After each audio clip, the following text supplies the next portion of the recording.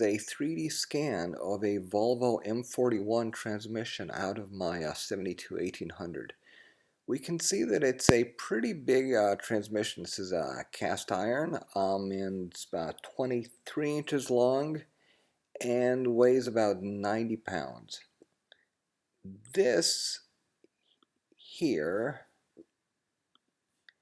is a Ford T5 transmission. This is a this is a true 5-speed transmission, and it is significantly stronger and more durable and significantly better shifting than the Volvo. And this is both transmissions side by side, so I oriented these such that the input shafts line up. The Ford is going to be getting the shorter input shaft. This is still a longer one, so I'm going to be swapping a shorter one onto it.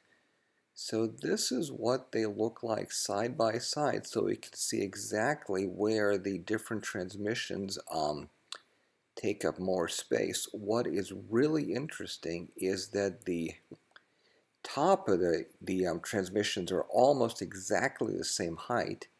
And the really cool thing size-wise is I think the rear damper might just fit perfectly inside of the transmission tunnel. So let's play around with the color here. There, made the T5 a little bit transparent. So this is what the T5 looks like overlaid over the Volvo. So no T5, T5. Yeah, this is cool. Okay, so we can see it's a little bit bigger on the bottom. And looking at them from the top, why aren't you changing? And hold on, look at it from the top. There we go. Okay, and take it away and put it back. So yes, the T5 is definitely a bit wider. This is right about 9 inches here on the T5. The Volvo is just over 6 inches. So the cool thing is in my 72 ES, it has the wider transmission tunnel, so there is more than enough room to fit the wider T5. It's a bit unclear as to whether the T5 will fit into an earlier 1800. Maybe, maybe not. I've heard different things. Probably not. Probably will need some trimming. But anyway, yeah, so here are both transmissions. Select, yeah. So here they are both side by side, and yeah.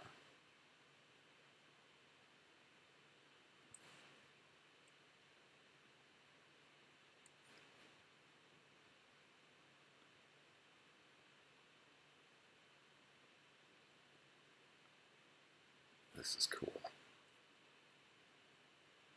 And do a top view again. And I'm just playing around with this in Blender. I am really, I'm a complete and total noob at Blender. I'm much more of a Fusion 360 person. But Blender is a lot better for doing this sort of working with meshes than Blender. These meshes of this resolution would just absolutely choke F360.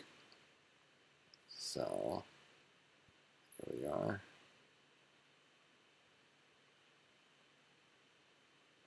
So if you guys are interested, I'd be happy to do another video about how I actually develop these scans. I used a Revo Point Pop 2 scanner, and I used that on, I used that on body mode, which gives you a wider field of view than feature and makes it a lot easier to scan and keep tracking. But yeah, I'm really happy with how this scan turned out. If you look at how much detail that picked up, yeah, if you just look at, picked up all the sensors there, picked up all the wiring nodes out of the sensors. Yeah, this is cool. Picked up a little asset tag. Um, yeah, it does take it does take a fair bit of time and effort to scan with these consumer grade scanners, but the awesome thing is scanners like this make this kind of analysis available to normal people now. So that's about all I have here. Yeah, if you guys have any questions about these transmissions, what I'm doing, please just go ahead and leave a comment or ask me. So thanks.